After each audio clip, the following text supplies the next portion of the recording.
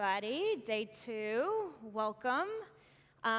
We just did this in New York with Eduardo, and he was so excited about the llama. Yeah. I was so scared he's going to replace me with it, Yeah. but I'm here, so yay. I'm Olga Lykova.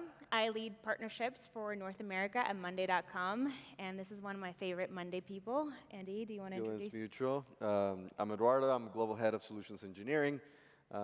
But just so you know, background, like anything that has to do with doing stuff that we've never done before in North America, it's been Olga and me for a little while. So we're going to hold hands today.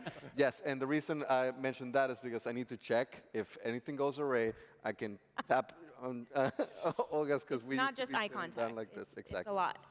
Anyway. So we were thinking about this session for quite some time, and I'm really excited to introduce our speakers. But when Eduardo and I talk about this, we talk about what really went down 10, 15 years ago. If you think about on-prem transformation to cloud, all these SaaS tools started coming up to sell one use case at a time, right? It was, I need a CRM, I need something for service, I need something for my ERP, and all of those tools were disconnected. So integration started to become a part of the conversation then.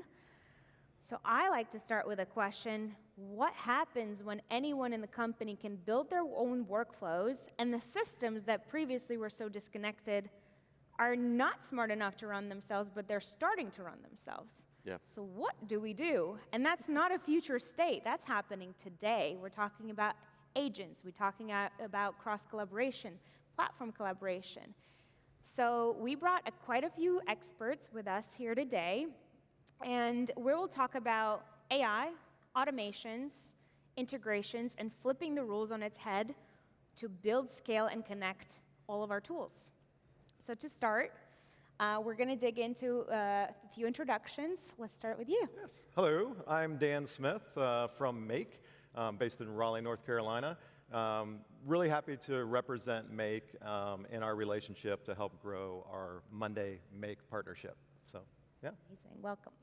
Hi, everyone. I'm John Stedick from Zyflow. I'm the Chief Product Officer at Zyflow and based in Toronto, Canada.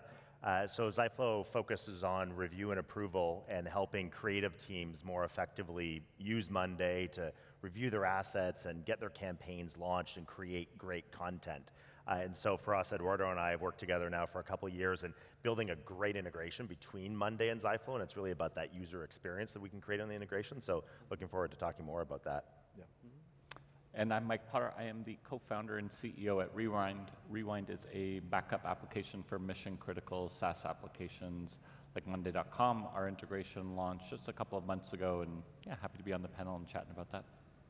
Amazing. So we have really good speakers, and Eduardo is going to kick us off with just conversation you've had with customers and what is the landscape today? Yeah, honestly, the first conversation I ever have with customers is like, hey, Eduardo, can you integrate with X, Y, and Z? And the first question I ask is, well, how? Why? Of course, that's my job, but it usually comes from the space of there's different ways to integrate. Okay, and in fact, I think we have the best 3 examples of different ways to integrate within Monday specifically. But this is also around the industry as well. You can do a point-to-point solution, of course. That's what people understand as an integration, but it could also be a data sync.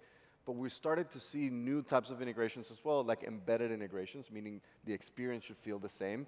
And I could add a new one now with the agents and everything in between, but for enterprise teams, it's not just an enterprise choice. It's also, are you making a strategic decision for the future? So Dan, I was wondering if you can tell me a little bit about how can we help our everybody think of what's the right choice to take in terms of is this a good strategic decision for any given workflow? Is there a good approach? Yeah, and the AI agents, it's really interesting, right? What an interesting space right now with just the evolution to see how far we've come. But agents really need to be kind of treated like people, right? Like they need good instruction, they need good context, they need logic, and they need really good direction, right? Because if not, it can really get out of hand, right? And so I think that we need as a foundation for agentic to make sure there. In terms of the integration space, point to point, you see a lot of really good software connections, for individual connections.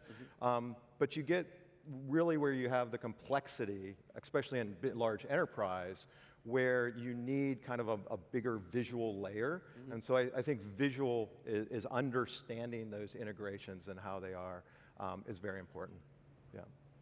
Yeah, I find when we think about the data, like integrations are a lot about sharing data, there's about sharing user experience, and having a really thoughtful way of how you connect the data across different types of systems is important. And you talked about the point-to-point integrations, and they seem good on the surface, and they can be really useful in certain use cases. And I think as you're thinking about how to connect different systems, it's all about what's the use case that you're trying to solve, and are you looking for something that you're going to connect two systems, and they're the only two systems that need to talk to each other, or this one system is, it's a bit of a hub and spoke, and this system only ever needs to talk to this system. And that's where the point-to-point can really come into play. But when you got to think about, especially a system like Monday that is starting to become a hub for so many things in your organization, it's how do you effectively get data into that? How do you get data out of that? And then, like what Make does too, of being able to orchestrate a lot of those deeper integrations, it really becomes this really powerful layer that you get around being able to move data really seamlessly anywhere in your organization. Like we are now, I think, finally getting down to a world where we can start to remove a lot of the silos around our data, and it's actually almost easy in a lot of cases to connect data across different systems. So I know I've been around this world a long time, and it's 25 plus years of like, oh, there's data over here, but we can't get it over there. Now that's actually doable, and I think it's transformative in the way that we can think about connecting more of our systems, which is so critical. Particularly with you guys, I think you guys are a very good example of integrating data plus experience. I remember the first time John and I met, when was this, 3 years ago, something like that? It was like on half a Zoom call. It's like, hey, we want to think about how we integrate with each other. But I kind of like diving into that conversation, and I'm not sure if we want to share in front of 1,000-something people, but I can tell you the conversation that I remember sparking was, we didn't talk about data at the beginning. We talk about, can we integrate the experience? Like, well, how does it feel like to send a proof within a project, right? And we spent a lot of time talking about that. Would you mind sharing a little bit more about that, John? Yeah, so the data is definitely a critical piece in the integration, but that user experience, I think, is a key piece too. So from even in the Zyflow example, we talk about proof. So that's an asset that you want to get approved, and so a proof it's got to go through a workflow. It's going to get approved by a bunch of different people. Let's say you're launching a new ad campaign, and somebody needs to actually go through and approve, and it's got to go through legal and so forth. And so what we wanted to do was figure out how can we make a way for that data to be easily exposed in Monday. So we have a nice seamless integration with Monday where all the data that exists in Zyflow, all that metadata gets replicated over into a dedicated Monday board. So proofs that exist in Zyflow, which is sort of a core object of Zyflow, actually get replicated. All the necessary metadata get replicated right into Monday, which means now all of that data can be used really easily in Monday. So you can build your dashboards, you can roll up data, you can share data across boards, simply because we were able to seamlessly replicate a bunch of metadata into Monday, giving it that one resource that it needs to draw on, and then be able to replicate it out from there to anywhere where it needs to be in Monday. So for the Monday Zyflow connection, it's a great point-to-point connection that enables then a lot more power of all the data that you can use very easily within Monday. No, it makes total sense. And I think when we talk about specifically your partnership with us, and if you think about it as a user, you find a tool you really like and you say, I really want to connect this, accept, and then your IT team comes back and says, wait, what did you accept? What did you integrate? What is it connecting it to? And then you're talking about, well, I love this tool and I want it a part of my workflow every day. And you need to really sell the business impact to the organization. So when you're thinking about building integrations in complex environment, what do you recommend to people who are in our audience that are trying to build and really improve their workflows in every day and connect their integrations with the platforms that they're using? how do they address the IT requirements, the business needs, and just building those integrations in complex environments? Yeah, maybe I'll talk to the business needs specifically because ultimately the business needs come into how users interact with all of this information. So I talked a lot about integrating the user experience, and that's something that I think is really critical. And it's interesting, anytime we're talking with customers of Zyflow or prospects for Zyflow, they're like, oh, this is great, and we use this PM tool or we use that PM tool, and they'll say to us, oh, we saw your integration with Monday. Can you also integrate with these other PM tools like that? And our answer is actually no, we can't, because those other PM tools don't have the same integration capabilities that Monday has. And so we've been able to build this really, really cohesive user experience where people can basically use Zyflow without ever leaving Monday. So what it does is it gives you and all your users one central place to work. Everybody knows where the information is. They don't need to jump across a lot of different tools. And we were able to achieve that level of integration and an incredible user experience because of the flexibility of the Monday platform, which that was really powerful. And that's something that really drives value within our customer base, especially if you're on a creative team and a marketing team. People are moving quickly. They got tools they've got to learn. They don't need to learn 16 tools. Everything can happen in one place. So that user experience integration is a key way to meet a lot of the business requirements. What about you guys? What do you think about integrations in complex environments? Yeah, I think you're building an integration, you've got to really take into account all the different stakeholders, right? So you need to take into account IT and security and the user experience. Like John mentioned, generally people prefer having an integration with that is in the application that they are using. And so in a similar way, like the integration from a Rewind perspective is built directly into Monday.com. It's accessible outside of Monday, but people like to work in the tools that they like working into. And so you want to make sure that you're building, I think, that experience in Monday.com, and that leverages all the security model that you get in Monday.com as well, which inherently makes the application more secure. So as you're looking to have your application or integration adopted, it really helps to build on that secure foundation that Monday provides. That's going to make IT more likely to adopt it. The user experience is going to be good, so users are going to adopt it. And then management's going to be happy because they've got people that are actually using the integration, being more productive, and they're able to see ROI on it. Mike, can I pick up on this one? So I think, particularly when it comes to you guys and taking that piece of, hey, where does it live and how do we do it?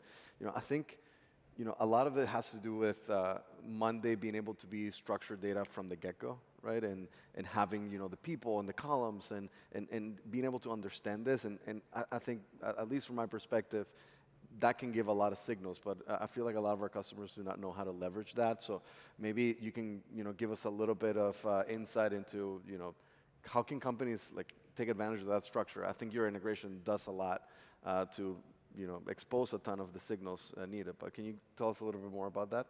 Yeah, the structure and the triggers that you get and the automations that you can build off of that is really important. It takes a long time to build an integration that is dependent on someone else's system and to make sure that those triggers are happening in a reliable way. And with Monday, with the triggers being built in, you don't need to worry about any of that. And so the speed of development becomes much faster. You can focus on other things rather than the integration. You can work off the notifications that you're getting. You can work off the structured data that's already in Monday. And with that structure, you're going to be able to build better integrations at a faster pace than you otherwise would be if that was more unstructured data, if you weren't really knowing if that was a certain item type. And so that structure that Monday provides is really critical, I think, to reducing the development time, which allows you to get applications or integrations out faster.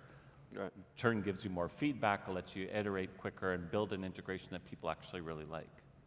Yeah. Let's get some examples. I think, we geek out on the complexity and we get right into it because we live and breathe in it every day.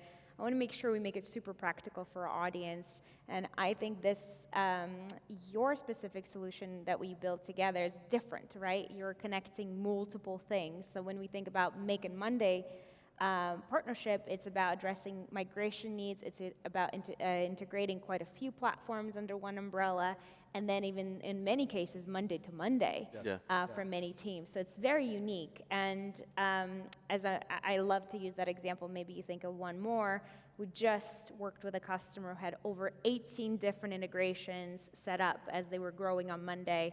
Some were done on Marketplace, some were done through our channel partners, some were done through native integrations, and there was a layer of visibility that was missing, and the investment started adding up.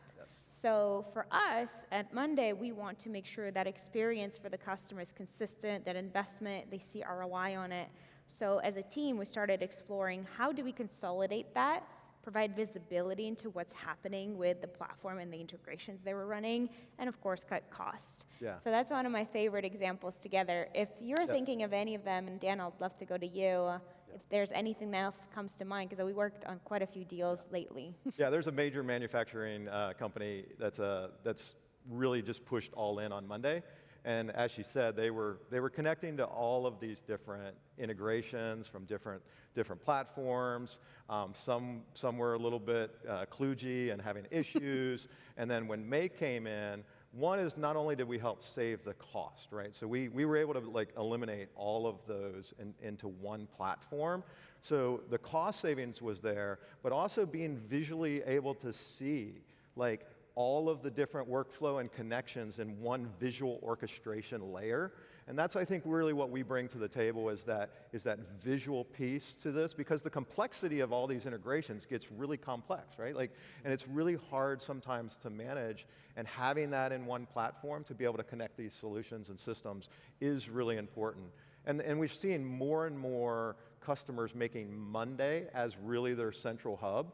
But they're also using still some of their old platforms, they're not ready to get rid of yet, right? Maybe even a competitor of Monday, right? But they're using it less and less. And so sometimes they even need to pull the data from there into Monday as their single source. So we're seeing that a lot as well, which really helps overall just the complexity of scale. Yep. So What about Zyflow? What have we seen lately? So there's lots of different ranges across lots of industries. Actually, last year in London, we did a presentation with McDonald's, where McDonald's Nordics uses Monday to basically bring orchestration and operational management to all of the campaigns that are done throughout the entire Nordics for all McDonald's restaurants, and they use Zyflow to review and approve all the content. So they moved from taking anywhere from about a week to put out a campaign to be able to launch a campaign within less than 24 hours, because they were able to orchestrate all of these steps, and everybody had visibility across all the different steps that are needed to actually bring all of this together. So you can see some really big impact once you integrate the data and integrate the user experience. We've got another great joint customer, Napoleon Barbecues. So they're a manufacturer of barbecues that get sold, barbecues at fireplaces. $3,000 grills. Yeah, they're really nice. They're really nice grills. I actually have one. I got mine on sale though. It did not cost $3,000, but they're great grills. And so, but it's they do all sorts of photo shoots in their factory. They've got lots of assets. It's a small team, but they've got tons of data, tons of content that they need to get out. They need to, first of all, select what photos do I want. They've got to then be able to approve those photos. They've got to then turn those into different assets that they then distribute through an asset management system that they use, and distribute that all globally. But again, they were able to take their time from a photo shoot to shipping out updated product catalogs and data sheets into retailers globally. They shrunk that in I think it was about half the time that it took them to do it. Again, because they brought a bunch of pieces together instead of trying to have all these disparate systems and people just moving files around and sharing links. They were able to centralize all of this, really speeding up a lot of the process. What's crazy about this is some of the steps now are becoming agentic, which even, it brings a different layer of complexity. It reminds me when Mike, when you and I met, we're trying to understand, this is a little while ago, agents was becoming a new topic from our development perspective as well. And I remember having a conversation with Mike. It's like, Mike, so if we're going to have agents do the actual work, then what about version control? Because I started thinking about it as a developer.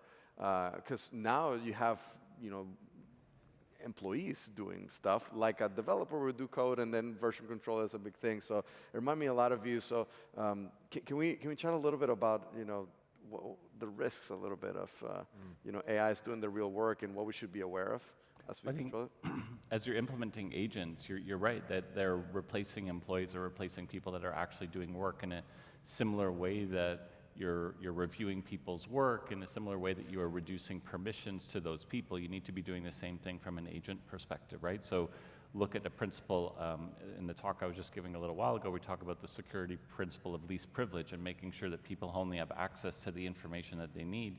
You want to implement that for agents as well, where they're only having access to the data that they need to do their job, so that when they're looking to edit pages, they're only able to edit and create pages that you want them to do. And that's going to really limit any potential problem that those agents are going to give you. You're going to want to make sure that you're reviewing the work that they're doing. I don't think we're at a place yet where you can let agents work totally autonomously. There should be some sort of a manual review process. So it's certainly going to save you a ton of time to implement agents, and it's going to be a massive reduction in the work that your humans have to do to just review the work. But you still, I think, want to make sure that you've got people in the process reviewing the work where it's not completely autonomous. It's not I'm giving you carte blanche access to this entire workflow, to this entire board where you can create things. I think we've seen examples already where agents are certainly, there's lots of examples of them doing great work, but there's also examples of them, destroying data. There's some examples online of them destroying code. This is where you want to make sure that you've got proper security practices in place, where you've got a backup in place. They are definitely moving in the right direction. They're definitely saving people a ton of time, and I think you just want to have the same sort of respect for them as you would maybe a mid-level junior employee, right? Where you're reviewing the work, you're giving them access to the information that they need to do their job so that they can do it securely, and you can trust them that they're going to end up, producing good stuff. Oh, makes total sense. And John, it does remind me a lot too about, yes, we want to make the workflow secure and accurate, but I feel like you guys have an authority making them human aware, like in the loop. So do you mind telling us a little more? So we've actually launched agents in Zyflow. So we have something called Review AI, which you can use AI to review your creative content. So you can establish a checklist and then just let AI review it for you. However, really what AI does is it suggests. So it goes through the checklist and says, okay, I suggest this passes, I suggest this fails, because ultimately it still needs to come down to some human judgment. And so then humans can go in and say, yeah, I agree with this, I agree with this, I agree with this, I disagree with this. And actually all of those agreements and disagreements are actually signals that then can make the AI a little bit smarter to review. We still want to keep the human in control. So you can actually then make sure that, especially if it's creative content that's going out to wide audiences, you always want a final human eye on it. But the nice thing is that by using AI, we can take care of a lot of the repetitive reviews that need to be done. I was just talking with a joint customer of ours today. They do a lot of packaging design work. And so it is a monotonous activity for them to have to say, okay, is this barcode right here? And is this, and they got 17 languages they got to produce this in, and they're matching back and forth across a spreadsheet right now. So now they're looking at how do they actually take that data from a spreadsheet, get it fed into Monday as like structured data, then being able to use Review AI to actually do some of this mundane checking so that humans can spend more of their time doing actually really thoughtful checking. Right. So there's levels that you need to go through, but I think it's still critical that we're not going to release complete control to the AI, especially if it's something in our world, it's something visual that's going to be seen by lots of people. Yeah. I think that's the fear, right? A lot of people fear, especially our customers are extremely creative. There's a lot of things happening that they're managing on Monday. The fear is removing the work that people do with AI. And I think the biggest thing we see now, if any of you saw the news, the Deloitte report when they let go a ton of people, and the ran a tax report that made up stuff that they now have to put people back on to fix, is a good reminder that AI is a supportive function of what we do to make us go faster and get more creative. So I'd love to hear, I know you were about to say, Mike, in terms of AI and where that's going. And by the way, we spent 20 minutes without mentioning AI. That's a record for the conference. So I'd be curious. I was just going to say that I think that human AI collaboration is where we're seeing a a lot of the value come from AI, that it is not completely autonomous work, but it is the collaboration between humans and AI together that is really making AI so valuable to people. I think that's what you see across the industry. I think that's what we saw in the keynotes yesterday, where it is AI and people working together, as opposed to giving AI complete control over things. It is, how do you make sure that you work together? I mean, if you looked at some of the stuff with Monday and creating dashboards, for instance, it is, yeah, the AI is creating the dashboard, but it's then being reviewed by a human. It's then being iterated on by a human, and it's an interactive process. I think you see that across applications, and that's where I think a lot of people are really seeing value from an AI perspective, is when they're working together with it, as opposed to letting it go off and do its own thing. But I think the other way to think about it that I like to approach, I'm not a technical person, but I like to understand how things work, is now AI is blurring the lines. And when Eduardo is trying to break something down for me to really grasp it like a 5-year-old, now I have the help to build things. So with that in mind, AI is blurring the lines. You no longer have to be a developer to build, but what does that mean from scaling? What does that mean from impact? You can build, but you can't, not everyone can scale. Dan, what do you think from your perspective, what's happening? And Make is actually, we started out like integrations, and then we, automating workflows, and now AI is coming into it. And we were a visual orchestration platform, and we're really now becoming more like an AI orchestration platform, where basically a lot of AI agents can play nice together in our environment, right? Because you're seeing so many different software that we're connecting have their own AI agents, right?